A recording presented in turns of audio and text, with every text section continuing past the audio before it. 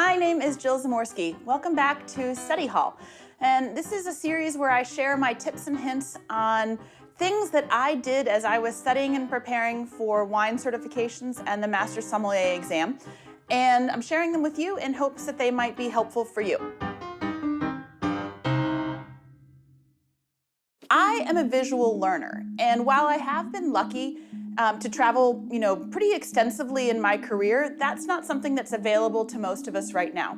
And I haven't been everywhere in the world, maybe one day, knock on wood. So when I would study a particular region, essentially what I would do was, and I've talked about this in previous episodes, I would make my study cards, or I would make podcasts from those study guides or condensed kind of material that I had accumulated. I, of course, would blind taste wines from that region, but I would also kind of round out my coverage of a particular region with drawing maps of the major appellations or regions of production.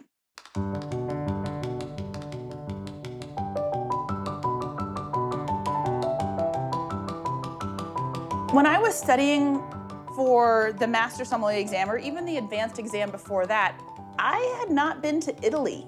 I just hadn't worked, in a place where I bought and sold a lot of Italian wine. No one was volunteering to send me to Italy, and I, was filling my off time with trips to other places, so not dissing Italy, I just hadn't gotten there yet. So I didn't have firsthand knowledge or experience. And much like Burgundy, these different crus and these different communes of Italy, they all have very different expressions on the finished wine. I found it hard enough just to remember the names of these individual crus, let alone which one belonged to which commune. And so, there's a saying that the only way to eat an elephant is one bite at a time, and I'm not advocating eating elephants, but it's this idea of when there's a very big task in front of you, you just have to kind of chip away at it bit by bit. And so Italy was this really big subject for me that I found incredibly intimidating and very confusing, and I figured I would just plow my way through it.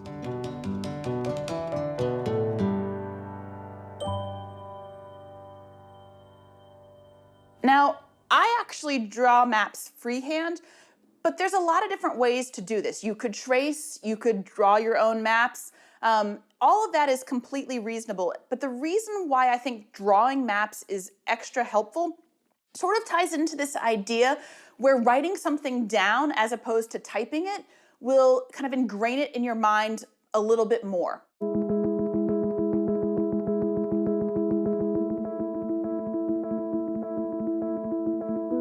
I myself happen to use these sketchbooks. They're just spiral-bound sketchbooks. I filled several of them with maps over the years.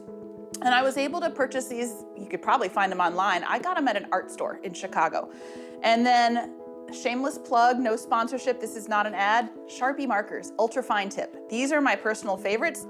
I have the 24 pack here, so lots of different colors, because let's face it, some places in the wine world, there is a lot of detail. And so I like to color code things, and you might need all of those little colors.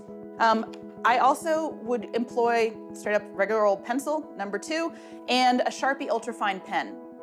I would first consult as many map sources as I could find. Wine atlases from major regions all over the world. I would look online, and sometimes there are actual map producers whose maps I either was gifted or bought for myself. And so I would try to have at least 3 different sources. Why is that important? Well, the idea of cartography, if it's a human-created map, there might be some variation.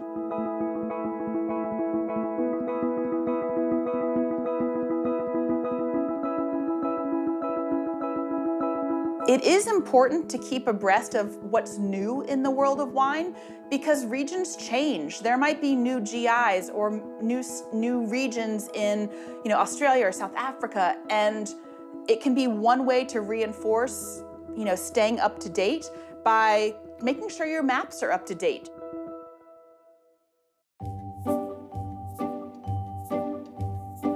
I do not have any delusions that I'm any kind of artist, but I would, which is, I guess I should say, that's why I always would start with a pencil. And I would have, these pictures or a map up from a website on my computer, and I would start to sketch out, these regions, these vineyards, these appellations. So for example, the first map here is of Barolo. I would start off drawing a map of this DOCG with just the communes within it. But then what I would do is start drawing maps of the specific crus within each of these major communes. I made plenty of mistakes. Get a good eraser, that's pretty important. But once I felt I had a pretty good outline, then I would go over my outline with the Sharpie pen, and for these communes of Barolo, I would actually list out the names, and I would code them not just by different colors or designs, but also with a little number. Because, for example, in Castiglione Folletto, we're talking about at least 20 different individual crus, and so that can get a little bit tedious.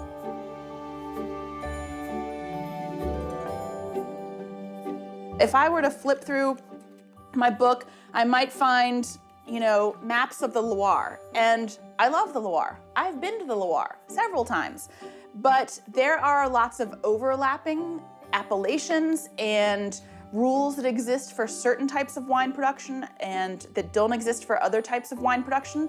So if you really want to sort through the minutiae and really feel like you understand a region, instead of just rattling off facts and being able to list producers and maybe heralded vintages for a couple of different decades, you need to know, the relationship between these regions and their neighbors, and what major rivers cut through them, and if they're close to bodies of water or mountain ranges. So all of this stuff kind of comes together, and it creates the unique characteristic in different types of wine.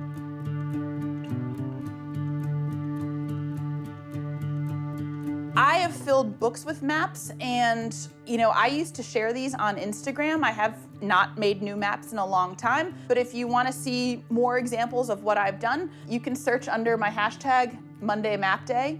Not all of the posts are mine, but you can see a lot of the posts that I made. Thank you for tuning in, and as always, I'll be back next time with more study tips.